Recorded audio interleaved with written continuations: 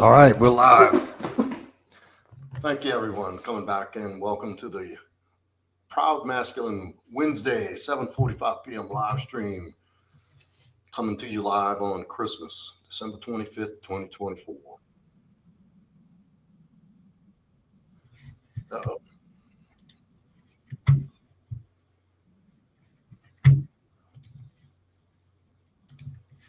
All right. I had a delay going. I keep the YouTube open in another window. If you're just coming in, hit that like on your way in, fellas. And ladies, whoever may come in. What's up, Yogi? I didn't just see you, huh? Glad you came in. Let's let a few people gather in. We're not going to make this an incredibly long one due to being at the holiday. About time for a trim, huh? This is where I do my beard assessment, looking at the screen. And if y'all see me looking like I am right now, I'm looking at the screen. So don't think I'm not engaging. That's looking up. My camera set ahead up higher to look up, to force me to open my eyes and engage. So yeah, a few things coming up. I have the Merry Christmas Fitness, LW Fitness. Welcome in, brother. Merry Christmas. Merry Christmas to everybody coming in. I hope everybody's having a great Christmas. Y'all tell me how your Christmas is going, how it has gone. Let me know you're having a good holiday. Or just a good day. It just so happens to be Christmas. I want y'all to have good days every day. So a few things coming up. Next, I think next Wednesday, I'm not doing the stream. Let me see.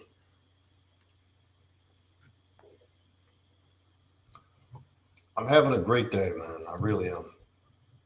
This whole season, I've been in good spirits. I've been in a great place. I was just talking about that on my... Okay, yeah, next Wednesday is going to be the January 1st live stream.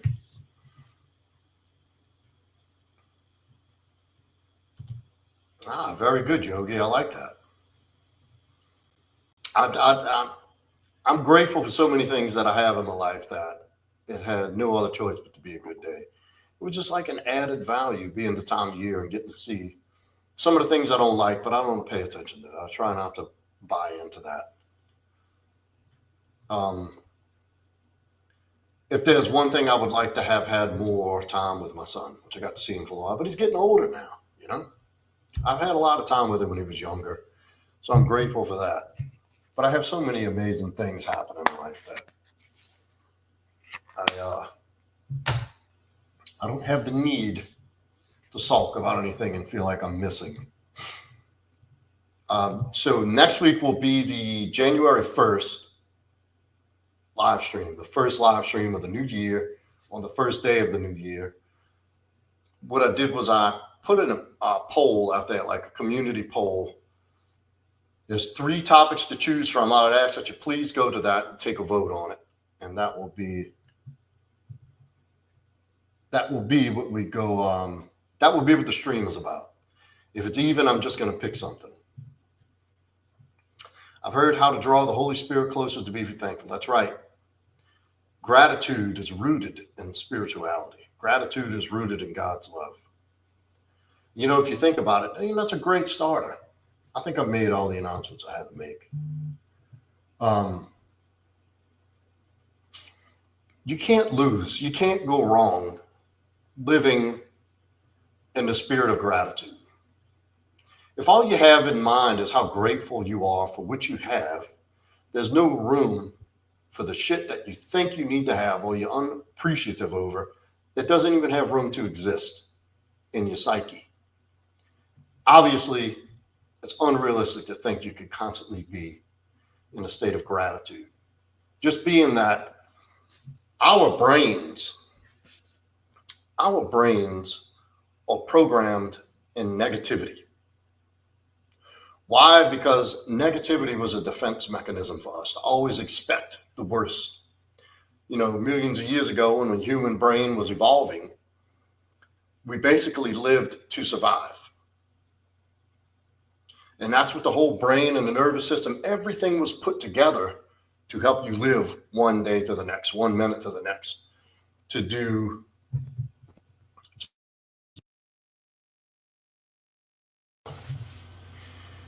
eat, sleep, drink, shelter. And, very primal instincts just to survive. So positivity requires effort. But it's unrealistic to think that everything you go through and every experience is going to be a positive experience. However, you can pick the positives and the potential of the positive out of any experience. Even seeing it, and this is what, when I work with guys on breakups, this is something we really focus on, is understanding that, yes, in the moment, a breakup hurts. But if you look at it for what it really is and the opportunity it really provides, it can be the best thing that's ever happened to you in life. And that's a choice. Just like anything else happening to your life, the way you perceive it is a choice. Things are going to happen the way they're going to happen.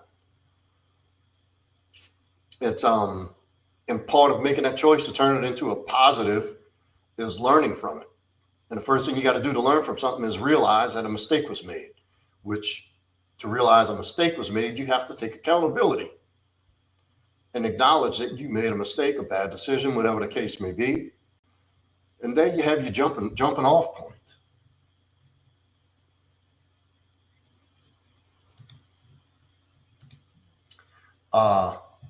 Term said, I just saw you twin on another stream.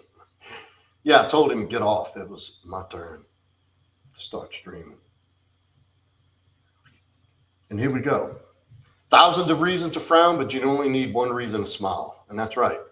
And I think you don't even have to look that hard to find a reason to smile. You don't have to really look that hard and that deep to find something to be appreciative and grateful for. Now, to finding you see what happens most oftentimes is mistakes are made, things are done, you move on, and you're able to look back at it and see the value in the experience, and you can be grateful then. But with the knowledge, being armed with the knowledge that you have the power to change your perception of any situation that's happened to you and use it as a positive, gives you the opportunity in the moment to say, okay. I had a stream about this the other day. I did a pop-up driving in my truck about the isolation, being isolated and feeling isolated and like nothing's going right. It's God preparing you for something better, for something greater. And the isolation is the preparation. And it's difficult. I know from the outside looking in, it's easy to say, hey, you feeling like shit about yourself and your life's falling apart? Ask yourself what's good about this. Yeah, I know it's not that. It is simple, but it's not easy. But that one pause, that one moment to be able to have that one instant, that fraction of a second to say, wait a minute. What can I learn from this? What's about to happen to me? What am I being prepared for? And that shifts your whole perspective. That changes the whole story. It changes the whole narrative in that instance. Now you've set your brain up, you've set your conscious and your subconscious and your physiology and everything, the total package, because of that one thought, that one quality question, you've shifted into finding a solution. Change the experience. Term says experience is a hard teacher because it gives the first test and the lesson afterward. That's right. Very wise. And that's how life is learned. It's the opposite of school. You don't get the lesson, then the test. First you get the test, then the lesson in real life. And that's what we don't hear about enough. And look, these lessons are here for a reason. It's meant to grow you, to forge you.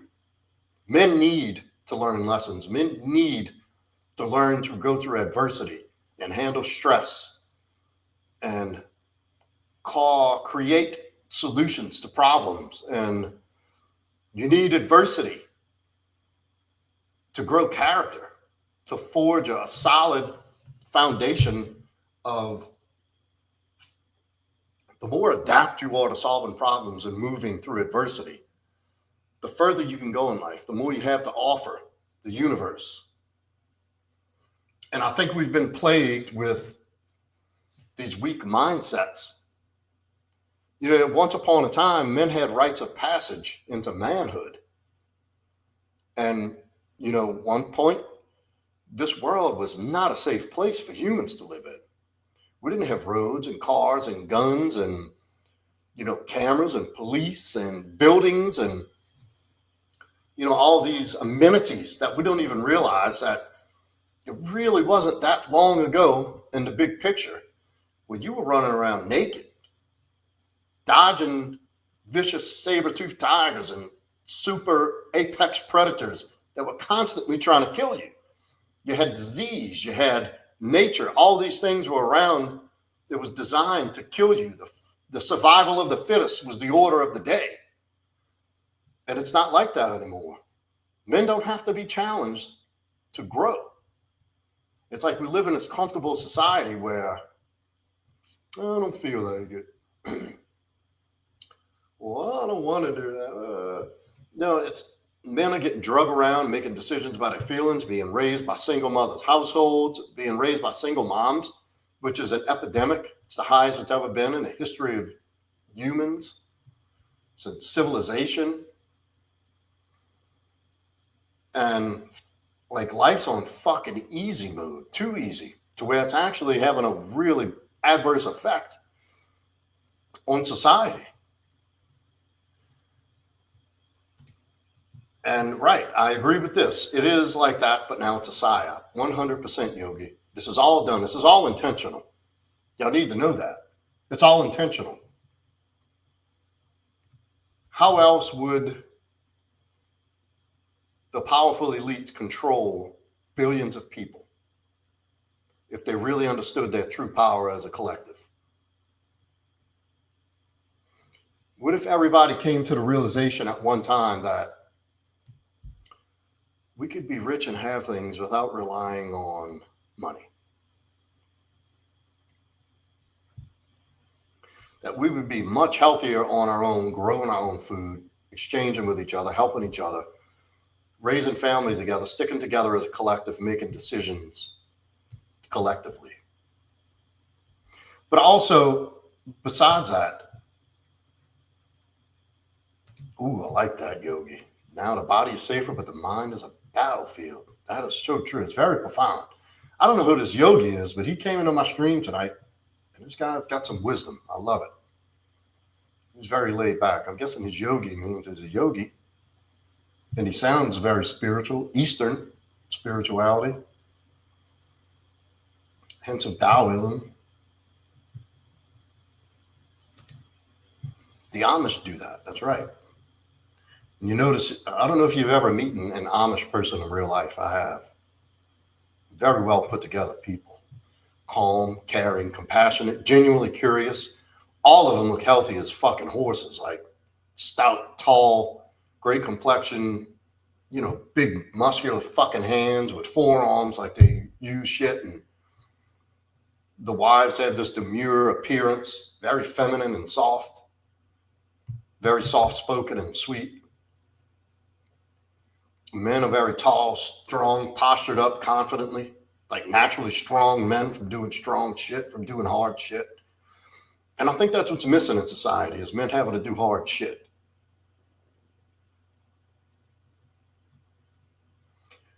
You know, I had this guy I worked with, he was a client of mine a while back. And I'm not throwing shade, but this is just to give you a measure of, he's overweight, way overweight. Gave in to all of these simple desires. Like he would use words. Here we go. I studied all religions. God is real. Semantics aren't important. The lessons are.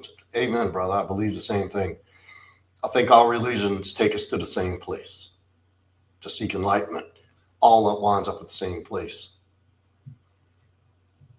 I personally believe the message, underlying messages, the higher self, the transcendent self, is where God lies. That we're all creation. We're all shared energy.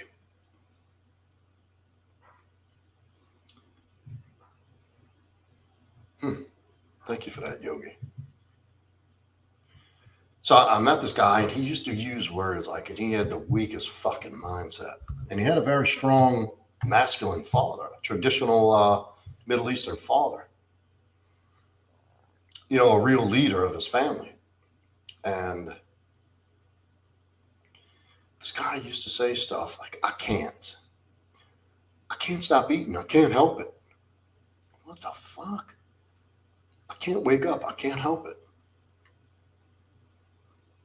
Or getting to the gym. Oh, I can't help it.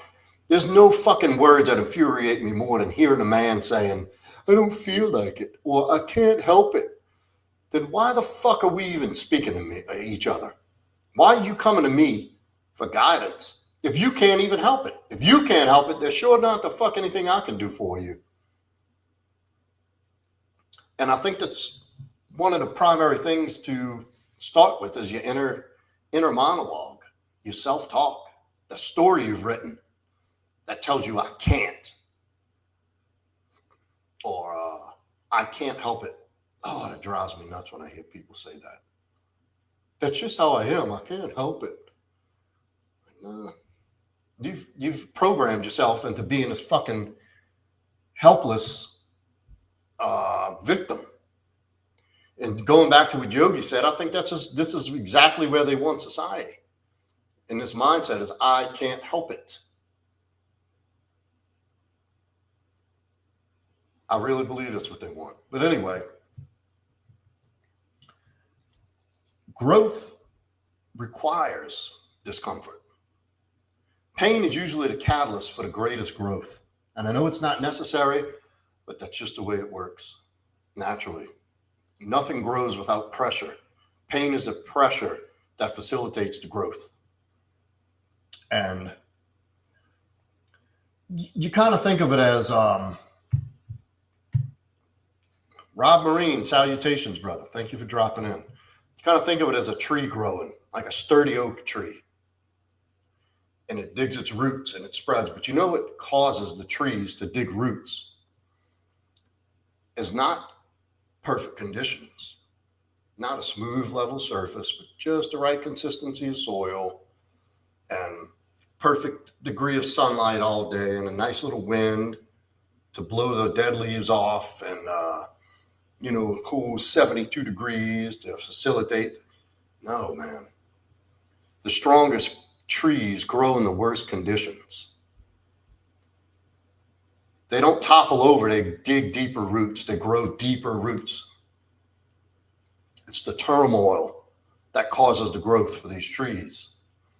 The more wind blown and storms and the more they get swayed and rocked back and forth, they don't topple, but they bend. They don't break. They just dig deeper roots and deeper and deeper and deeper till they're so fucking rooted, they can't be moved. And that's the same thing you have to apply to yourself as a man. Don't get knocked over by the turmoil. You can get beaten up, but you got to see what is it all about? Why? What is the purpose of me going through this? Why am I experiencing this pain? And to do this deep inventory of yourself, you have to be completely honest. If you skimp on it, you're never going to get the answers. You'll never get the solutions because, and I see this more often than not, people wanting to blame shift and blame external circumstances. Oh, well, I grew up in a household where I was abused. Yeah, that could definitely cause you to have a bad start. Oh, I was not given the love and attention I needed as a child. Yeah, I don't minimize that. I'm not making fun. But at what point do you say, yeah, that happened. I didn't do it, but now I have to fix that. It's up to me to change the course of how the rest of my life goes from here. and to think, how can I use this turmoil? How can I use this trauma, these negative experiences, dysfunction, to propel my life forward in an upward trajectory?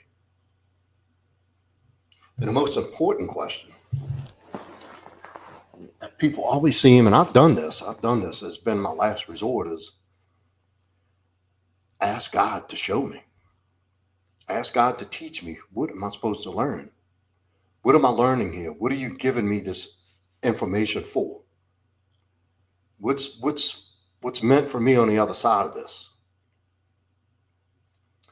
Because the things you don't address will just keep popping up in life. It's cyclical.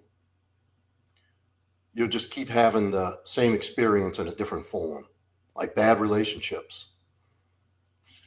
I've been guilty of it. And until I did that deep work on myself to see what's going on, why do I do what I do? Why do I respond the way I do? What about me causes me to keep making these same decisions? What keeps leading me back into the same circumstances? Where at deep inside of me do I need to address? What is it about me that happened to me out of my control, but led me to this point where I have to stop and look at this and fix it? And how do I get the help? And what do I do about it? And all of these important, critical questions. So with just those questions alone, I take myself out of a victim into the rescuer. And in order to change your life, in order to pursue and be a fully integrated man, you have to at least know the basic questions. And you have to be prepared to do the work. But you don't even know what to work on if you don't know what needs to be addressed. So that's why these questions are so critical.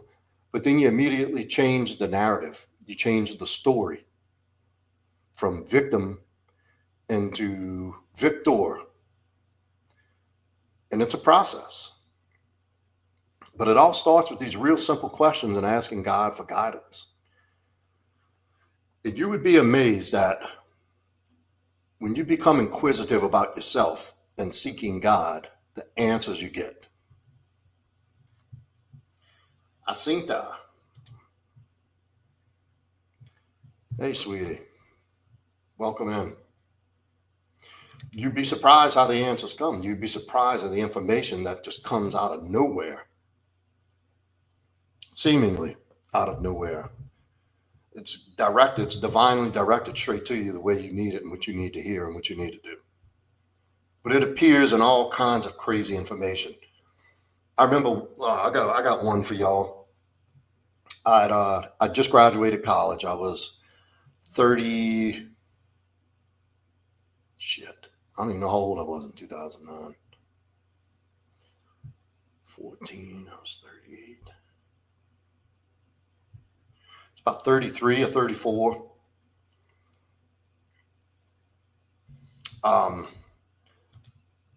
No, Yogi, but I'm interested in hearing. Let's put a pen on it. Tell you what, you write it, you tell us in a comment, and I'll post it. I'm going to finish my story.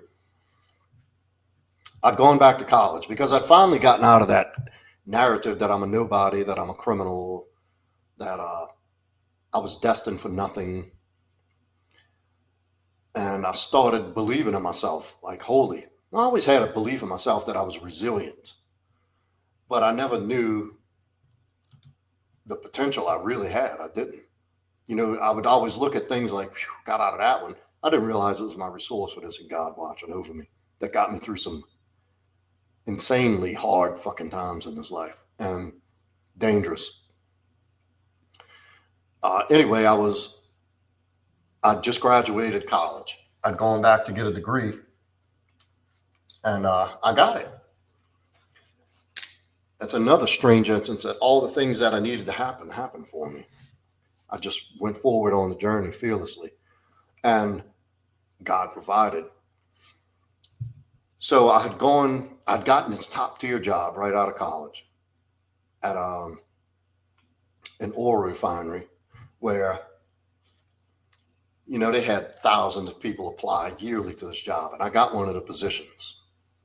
Out of 2,400 people, they selected 12. And I was one of the 12, first round draft pick, brother. And was going through training it's a 10-week training before you even get to step foot on the premises. Rigorous classroom and hands-on training before you got to go in and start your actual position. And it was a probationary period as well.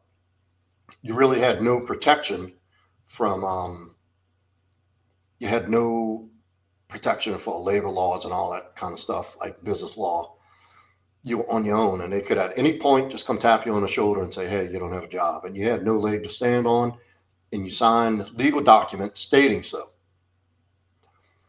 So through this 10 weeks, each new hire trainee, I guess you could say, was graded on performance, attendance, performance, and all that. And the rule was there's no excused absence. And the two instructors who were teaching the training were your immediate supervisors. So this craziest thing happened. I had this was 2010,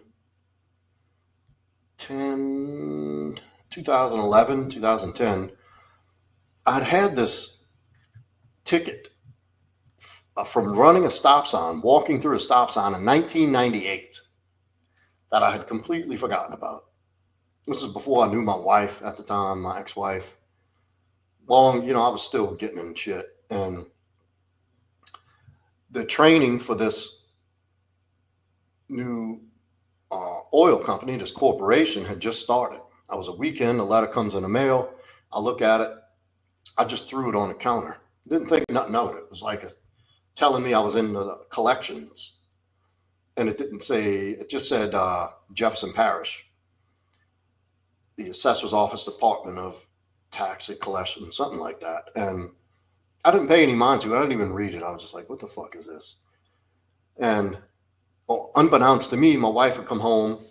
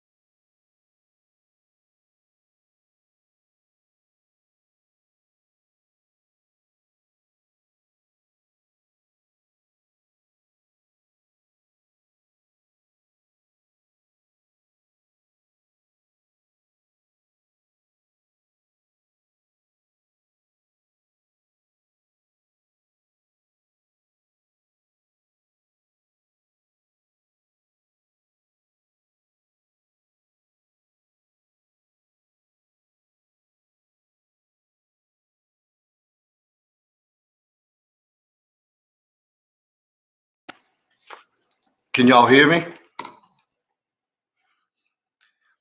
Get a 1 in the chat if you can hear me.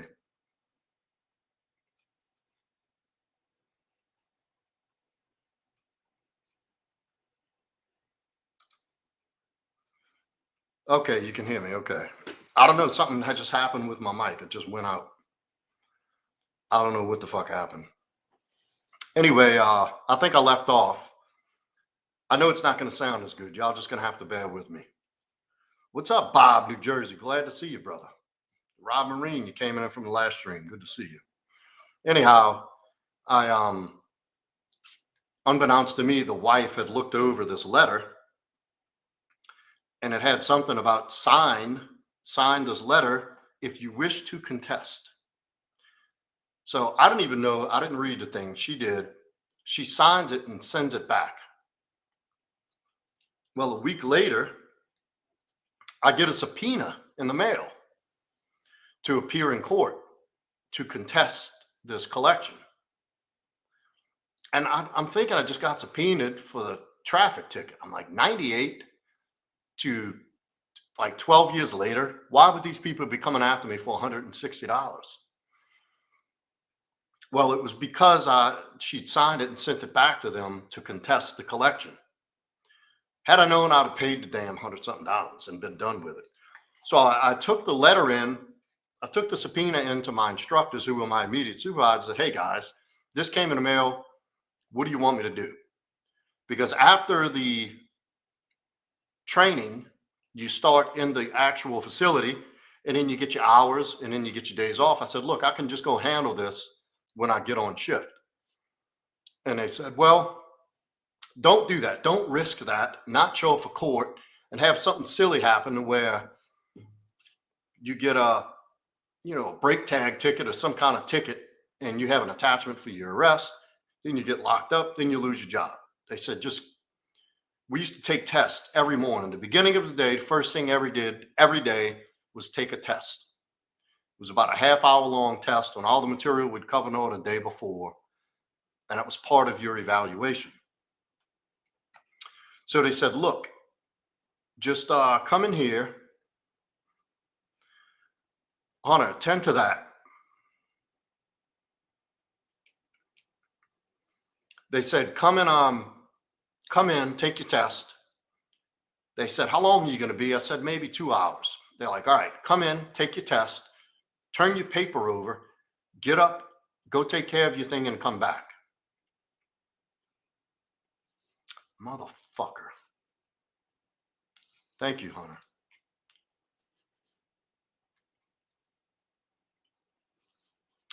So I did that. Then the day came, I came in, I took my test.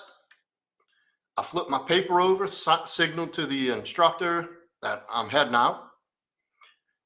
Went to the courthouse, told the DA, I don't want to contest this. They said, okay, fine. Don't worry about it. They dismissed it. They said, we ain't worried about taking that money. So I get back and it goes on. This is a 12-week training, 10 to 12 weeks. So at the end, they do an evaluation, a collective of the class and all your individual scores and everything. And I scored like number 2 in the class on tests. We went to the fire school for industrial firefighting. I got head of the class for the firefighting. I got the participation award because I was always engaged in the projects and the talking and so they had representatives from the refinery, the plant manager, the HR manager, and a union representative come in, and you would go in one at a time and they would say, hey, we looked over your stuff. Congratulations, da-da-da. Well, guess what? I was like the second one called in. I go in, I'm sitting there, and the plant manager told me, instead of congratulations, he said, look, we see your scores. You were rated top in your class. That's great. But your employment is being terminated. I said, what? You're kidding, right? They said, no, unfortunately, you're terminated because of this infraction, this absence. And I said, what absence? And I looked over at my instructor that was in the room. I said, y'all told me to do that. Y'all told me to go take care of it. And I tried to explain to the manager, like, look, it was a silly subpoena over a traffic ticket for 1998. I told them I would go when we got on shift. They said that wasn't necessary, to just go take care of it and come back to class. I was gone for 2 hours. And they said, well, it's still an undocumented absence. We're going to have to ask you to leave. Please collect your stuff. And dude, it kept me from turning that fucking table over, everything I had in me. And I'm asking the instructor, I'm like, are you going to say something? And they're like, sorry, it's out of our hands. We tried to tell them. I'm like, well, y'all told me to do it, that it was going to be undocumented. Nah. Anyway, it was a really rough time right then and there. Because this is like $100,000 a year job. This was getting me and my family, to the penthouse. And I had to go home. I had to leave there. I'm not going to give you the details of all that happened while I was there. But I had to call my wife on the phone and tell her that I lost my job. Like all the stuff, I've been in school for a few years. We got this job. We all excited. Now I lost it. I had to tell her that. That was a death blow to me. I was so ashamed. I was wrecked, to say the least. And so I used to have a little garden in my backyard. Motherfucker.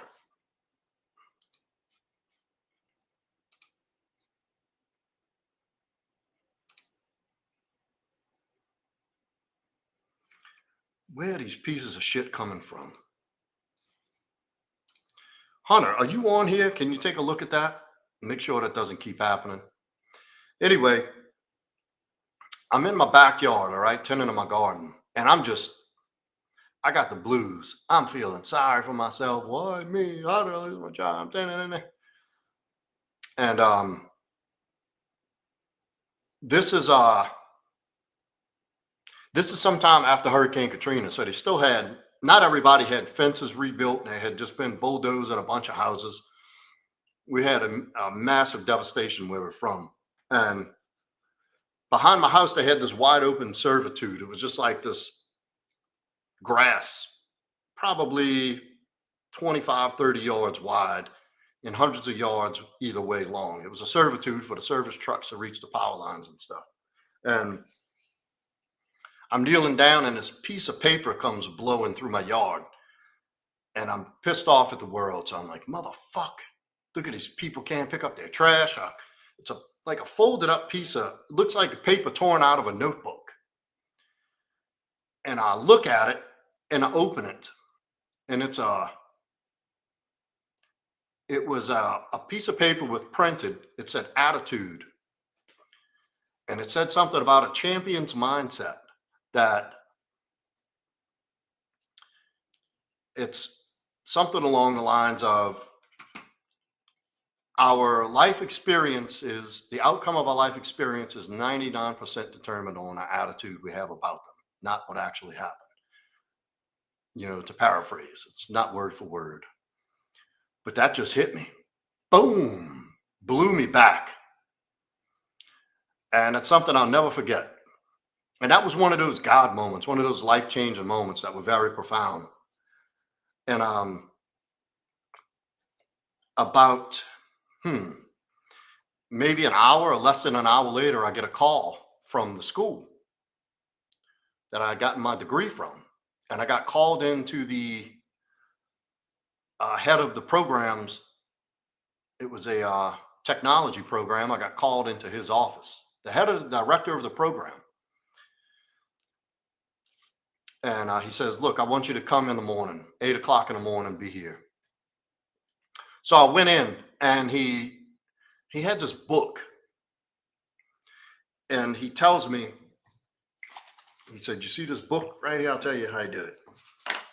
He said, I got a book right here. He said, you see this book? You know what this is? And he throws it down on the table. I said, no, sir. And he said, I remember you from your entrance interview.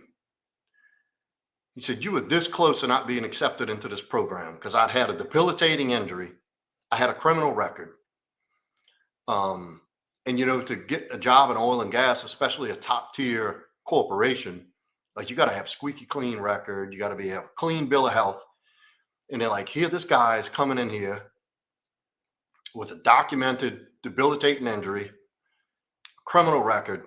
He said, when you left out of the office, me and the other guy, his name was Keith, were in our chairs looking at each other like, did this guy just come in here? And he said, I decided to give you a chance. He said, I had to see how this would turn out. He said, you came in here and aced this program. You've done everything right. Because in between that, I'd gotten my criminal record wiped clean. I proved to them physically that I could perform a physical job and perform physical tasks. And what's up, G-Man? Thank you for coming back in, brother. Glad to have you back.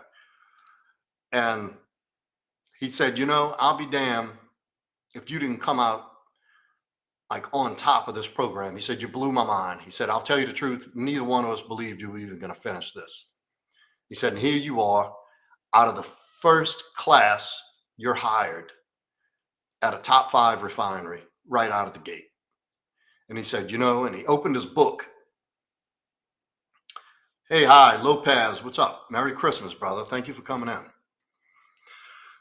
So he said, in this book was a list of people that they kept track of for references, for recommendations, for jobs to be filled.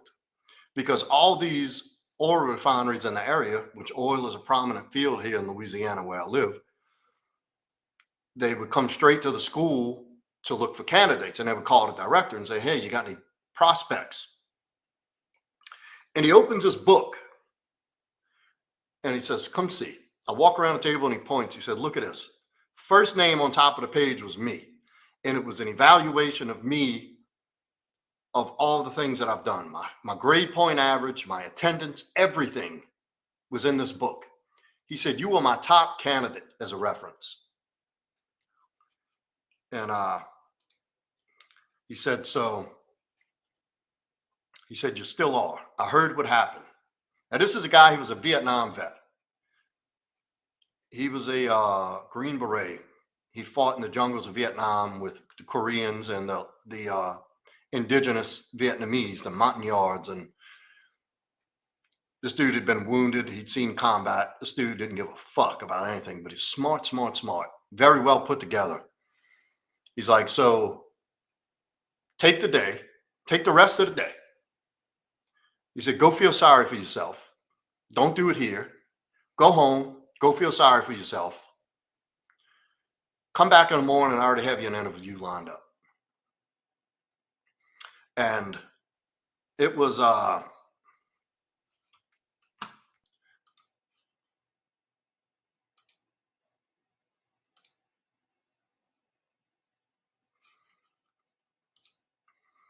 and I think it was a direct consequence of me finding that piece of paper and shifting my attitude over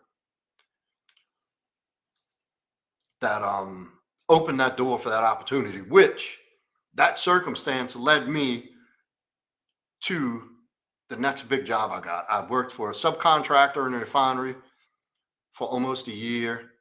Then I went on to a smaller feeder refinery for a year exactly, and I got hired on at the big dog, ExxonMobil, which was a better opportunity than the first one. So my point for telling you that story is to find in that paper about attitude. And shit's going to happen. Things are going to happen beyond your control. Things already have. You know, there's a reason why people are in shitty positions in life, and it's usually something to do from childhood that you never asked for. Things that were spoken into you and done to you growing up that you have no control over, that actually formed your identity of who you are today. But that's not permanent. And it doesn't have to be permanent.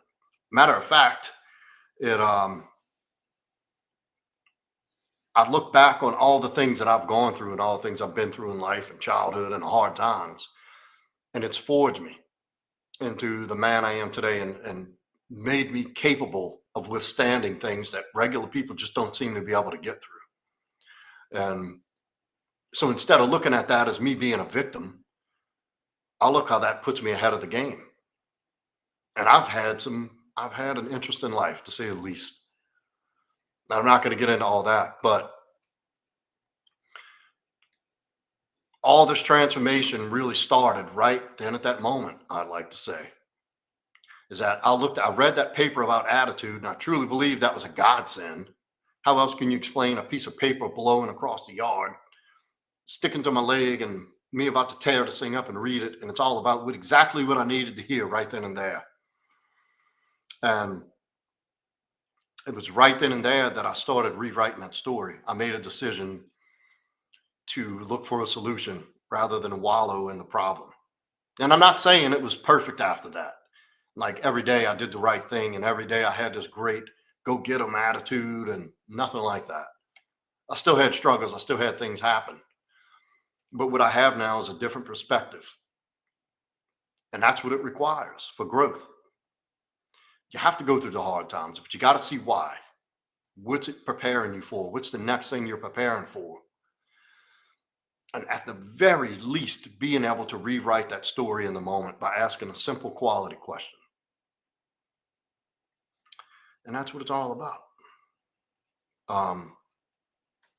You're going to have shit happen. Things are going to happen. You're going to lose the jobs. You're going to be jammed up. You may lose some money. You may not. The car is going to break. The bills are going to be due. Like, people are going to get sick. There's nothing to stop the life cycle from happening, natural things in life. But there's a lot of things you can prevent from putting a big dent, putting a big mark in the loss category, and that's your mindset. And that takes work. It takes reprogramming, because up until that point, I was not programmed to be a successful, high achieving man. I was not meant to be a successful, high achieving person. That wasn't my programming. My program told me the exact opposite. And it took years to unfuck that tangled mess. But I've done all the therapy, the hypnotherapy, the affirmations, the books, the seminars, all these things. And what I've learned for me is that there's an amalgamation of these little things that I've put together from each experience that I formulated as my daily guide for problem solving and living and moving forward and achieving and leveling up. And I'll be damned if this shit doesn't work.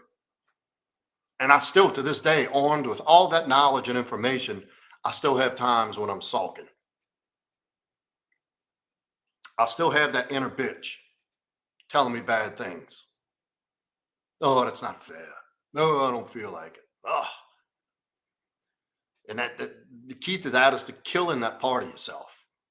You can acknowledge that it's there, because at one point, this part of ourself that holds us back now was put there by design to protect me at one point, and to protect that inner voice that you have that's not favorable, that doesn't speak well and contribute to your betterment, was there at one point to protect you from something. And yes, I said inner bitch. That's what it is. That's that little inner bitch. I don't feel like going to the gym tonight. I'm tired. I can't wait. I'm hungry. I'm in a bad mood because I'm hungry. Bullshit. Hangry. What kind of fucking excuse is that to be a dickhead and an asshole because your tummy's hurt, because you want to eat something? Control yourself. It says a short story I recommend everyone knows about in life. Oh, okay. I forgot this part. That is the story about the nail. It coincides with what I'm talking about. I'll look it up, Yogi, but I'm not some kind of a technical guy where I can pull it up for y'all on here. Y'all messing with the wrong one if you need that done. Oh, wait a minute. It says present. Let me see if I can click this. Y'all hold on if I seem to disappear. Okay, look at this. Oh, I can share the screen. Let me see if I can find it. Y'all want to hear the story real quick before we get off? Answer in the chat if you want to hear the story about the nail. I'm kind of intrigued, to be honest with you. I can pull it up. If everybody's down for that. Give me some ones in the chat. Let me know if you want to visit this nail story. All right, let's see. Come on, let's get some votes in.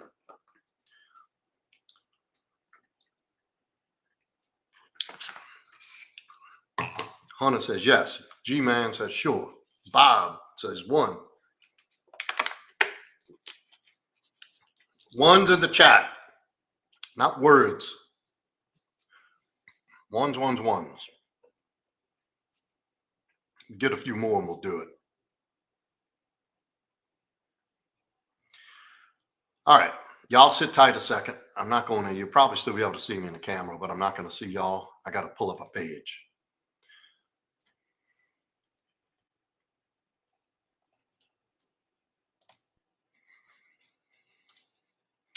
Let's see. It's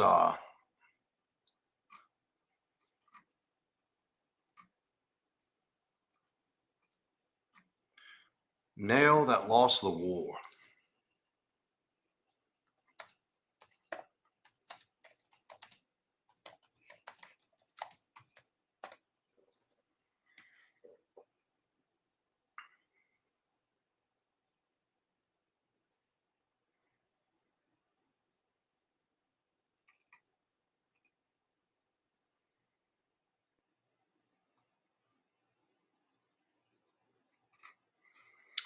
for want of a nail.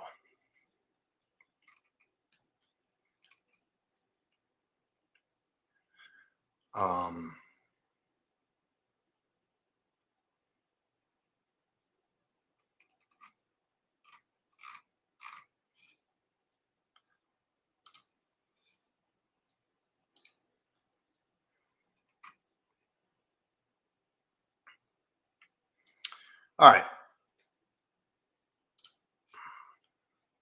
Y'all here, let's see. Let me, where the fuck? Okay, I'm on the wrong thing. That's why. All right. I'm going to screen share.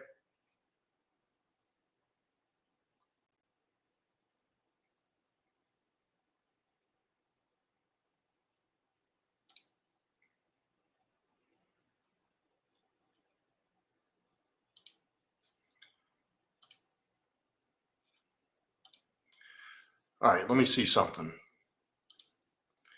Can y'all see this? Can everybody see what I'm looking at? Give me ones in the chat. Wait, let me get back to the bottom. Let's see some ones in the chat if everybody can see what I'm looking at here. It's well-known expressions for want of a nail, the kingdom was lost. Okay, we can see that. It is, it says the essence of this proverb, meaning no detail is too small to ignore to achieve a successful outcome. Background is the essence of this proverb dates back to at least the 14th century in English and to the early 13th century in German. The earliest extant reference is the work of Friedrich, I don't know who that is, an early 13th century didactic poet who was thought to have lived somewhere around Swabia, which is part of the German kingdom at the time. His versions translate to something like, the wise tell us that the nail keeps a shoe keeps a horse keeps a knight who can fight keeps a castle. I guess that's the essence of it. Is that what I'm looking for, Yogi? Is that what we were getting at? Like the meaning of the nail? That's the only thing I could find.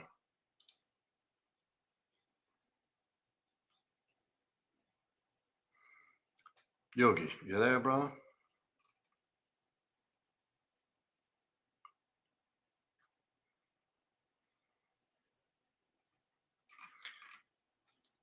Yogi, can you put a link to it in the chat, maybe?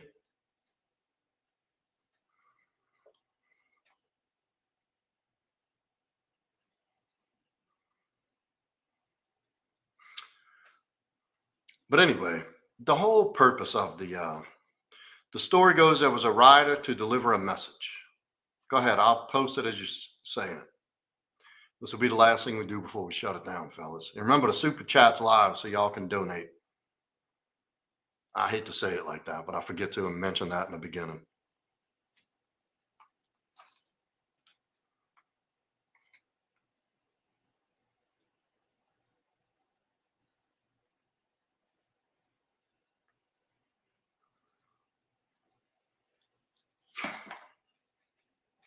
It's coming, guys. Hang in there.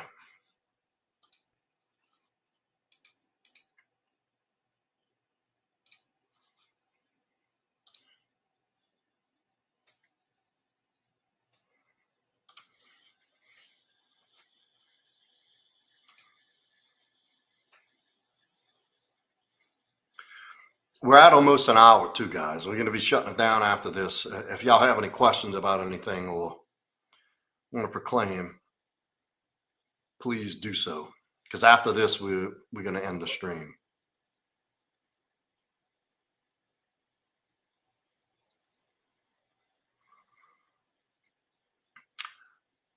The whole point of even bringing that up was, which I really don't even know why I started talking about that. It just came to me.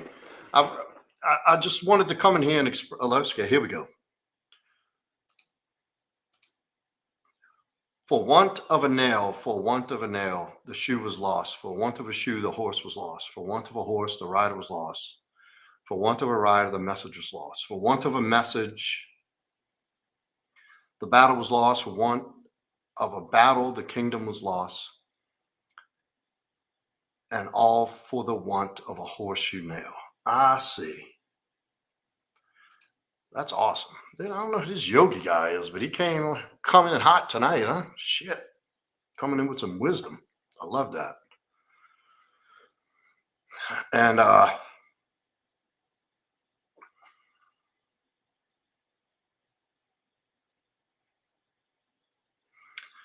that's a profound message, a great message. So I guess if I'll leave y'all with anything is, if you're going through something, keep going. If you're going through something right now that seems impossible or no way out or why me, stop asking why me and ask, what's next, God? What are you preparing me for? What am I supposed to learn from this? What am I preparing for? That'll change your whole perception. That'll shift. That'll take the momentum shift in a whole another direction for you to achieve and succeed. Attitude is the nail. Awesome. That's great, Yogi. Man, I hope to see you back in my live streams. Everybody, let's get some W's in the chat for Yogi. This dude came in here in my earlier live stream. I'll be honest with you, Yogi, I thought you were a troll at first. Turned out to be a fucking pretty awesome guy. And some W's in the chat for Yogi. Bringing in some good energy tonight.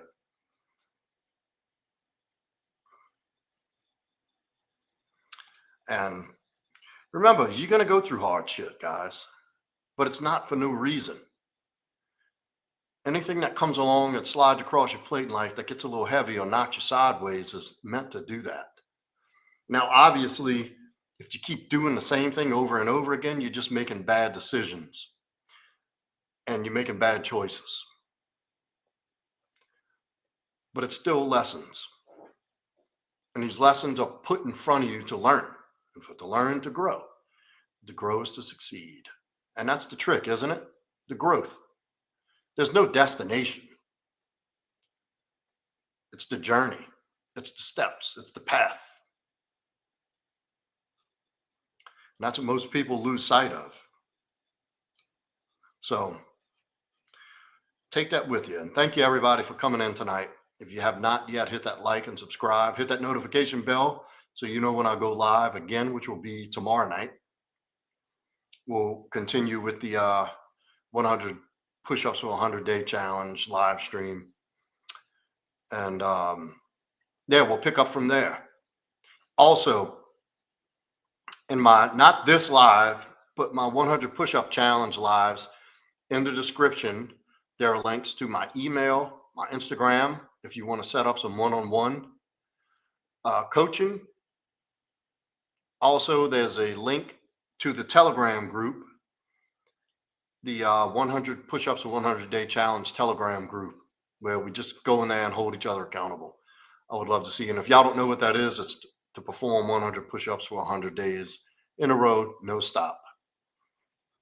And there's a good reason behind it. But thank you, everybody, for coming in. Yogi, thank you, brothers. Great having you. Hi, good night, Lopez, Bob, G-Man, everybody else that joined us tonight. Thank you so much. And thank you, son, for coming in as a mod. Y'all have a great night. See you on the next one later.